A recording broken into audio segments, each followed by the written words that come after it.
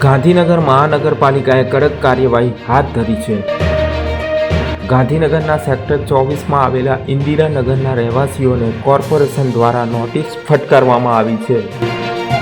છેલ્લા ઘણા વર્ષોથી ઇન્દિરાનગરમાં લોકો વસવાટ કરે છે। ગાંધીનગર મહાનગરપાલિકાએ અચાનક ડિમોલિશન માટે નોટિસ ફટકારતા ઇન્દિરાનગરના રહીશો રોષે ભરાયા છે। 7 દિવસની અંદર કાચા મકાનો સંપૂર્ણપણે ખાલી કરવાની નોટિસ તંત્ર દ્વારા ફટકારવામાં આવી છે, જેને લઈને સ્થાનિકો ચિંતામાં મુકાયા છે। સ્થાનિકોનું કહેવું છે કે જો મકાન ખાલી કરશે તો તેઓ જશે ક્યાં? છેલ્લા 10 થી 15 વર્ષથી સ્થાનિકો અહીં રહે છે। જો તંત્ર દ્વારા ડિમોલિશન કરવામાં આવે તો તેના બદલામાં સ્થાનિકોને અન્ય જગ્યાએ મકાન આપવામાં આવે તેવી સ્થાનિકોએ માંગ કરી છે।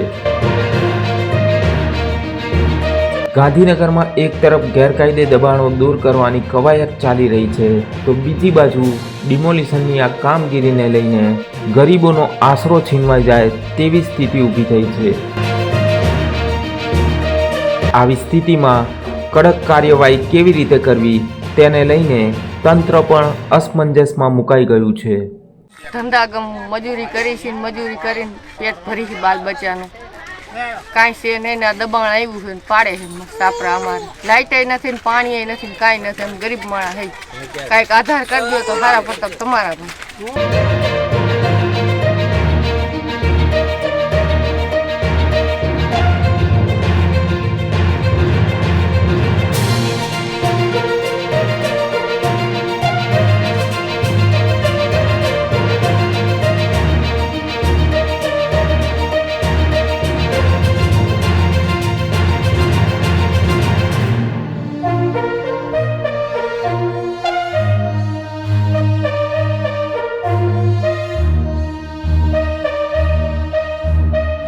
અમે કહું છું અહીંયા પડ્યા છે કે આટલા વર્ષથી 15 વર્ષથી પડ્યા છે, બરોબર, સાપરા વાળીને પડ્યા છે।